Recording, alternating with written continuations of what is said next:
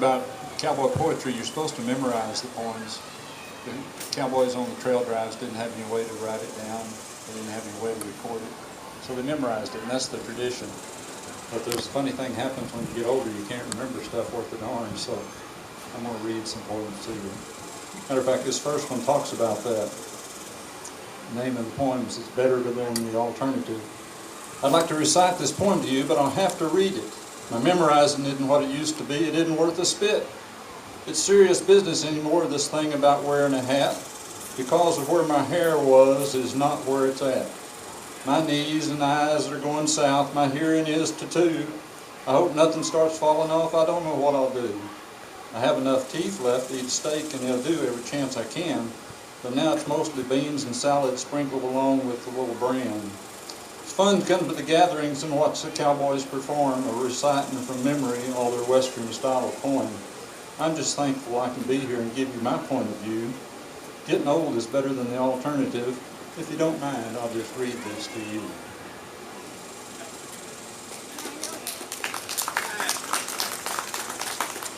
I believe a lot of conflict in the Wild West would have been avoided completely if cowboy architects had just made their towns big enough for everyone.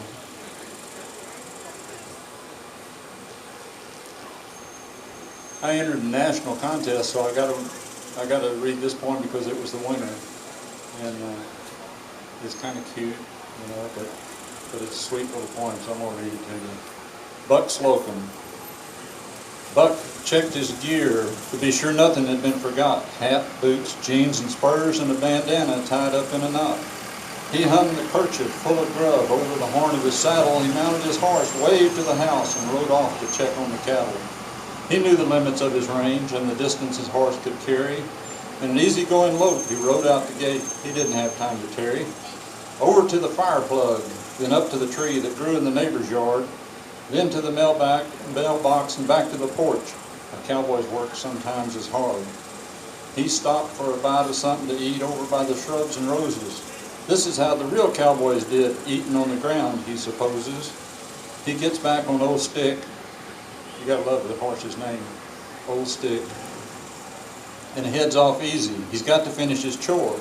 He knows the range will be bigger next year. Of course, by then he'll be 4.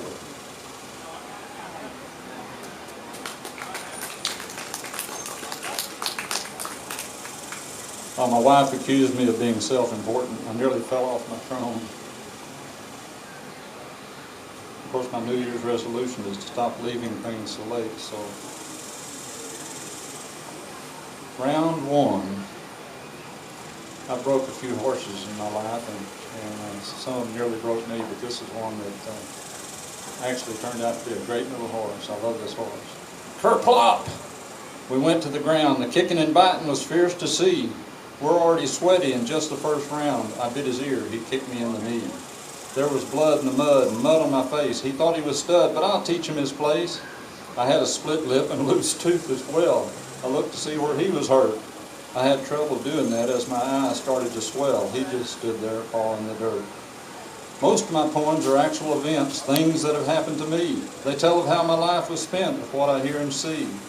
I can hardly wait to write the next one. I'm anxious to learn what we will do. Does this colt I'm breaking think he's won, or will we go on to round 2?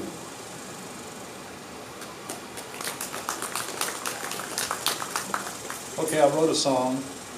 I hadn't actually put it to music yet, but if anybody out there is a musician and can take the words and put it to music, I'd appreciate it. I'm thinking maybe a calypso kind of tune, or a mambo, or something like that would probably be appropriate. I'm going to read it to you, and then you put the music in your own head and think about it, okay?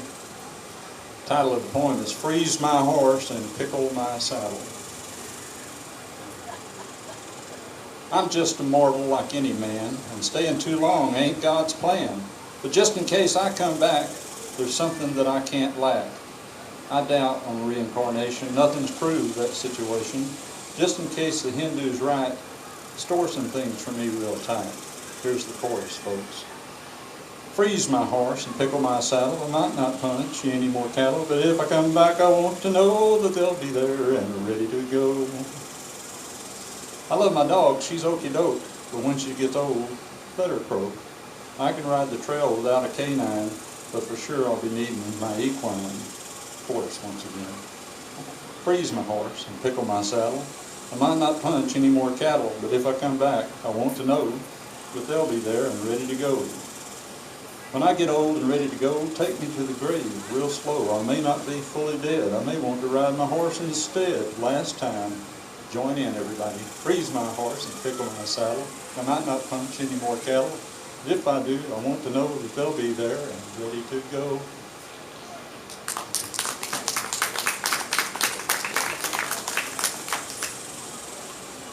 You heard my name is Ronnie Godfrey, and I'm Glen guy. I live about 3 miles from where we're standing right now. And I know there's several folks out here that know I'm a home builder, build energy efficient homes. And I'm not plugging that for that sake. I'm going to mention that before I was a home builder, I did a lot of horse training. And so I trained some horses, and I've owned some cattle, so I think I'm okay with writing cowboy poetry. I might mention that if you want me to read some at your gathering or festival or whatever, I'd be glad to do it. My wife's sitting over a pretty red-headed girl with a camera in her face. She's got some of my business cards, and you can use that to get a hold of me in case you want me to come to your birthday party or something and read some poems. We'll be glad to work something out.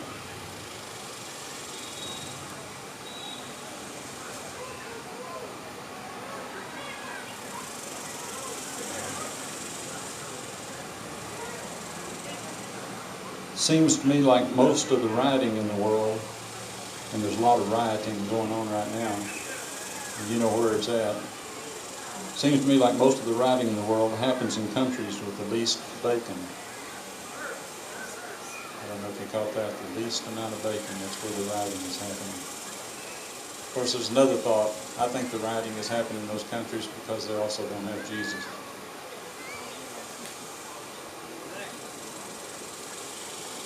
I love my grandpa. The coal oil lantern. Filling the lantern and lighting it up was the start of another day. We'd walk to the shed to milk the cows and feed them smokes and hay. Grandpa knew what he was doing. I mostly just tagged along. He worked by the flickering light and would hum his favorite song. Rock of Ages was the tune that made the cows more content. Every day that I visited him, this is how the first part was spent. Playing in the cow lot and running around is what I wanted to do.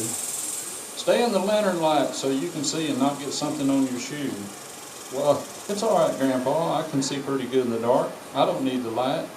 Besides, I'm not wearing shoes because the cool sand feels just right. Well, about that time, I know that you know exactly what happened then. Something gooey worked up through my toes, a patty in the old cow pen.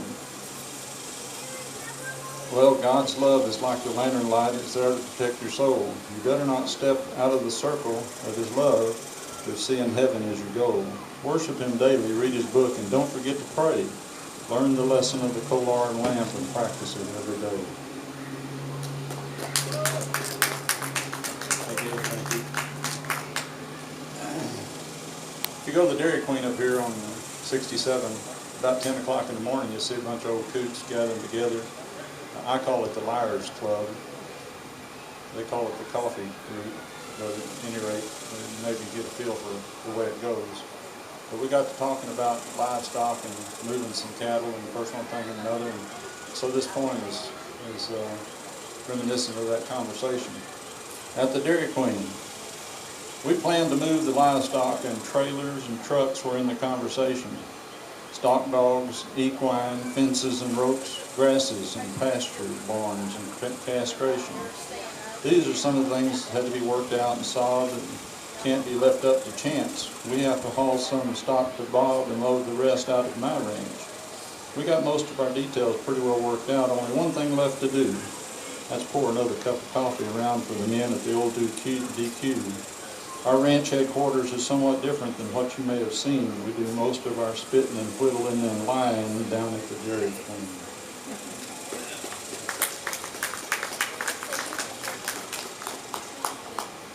I don't know, I'm not watching the clock, so let me know if I'm running over. I'm just enjoying it. One more? He says I got time for one more. I'm going to pick a long one then.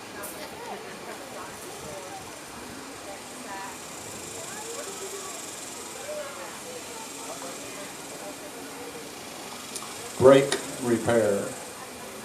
The yellow horse that J.D. had was faster than a lightning bolt. Run was what he knew best, and he hadn't stopped since he was a colt. He'd catch a calf in the open field the best that had ever been done.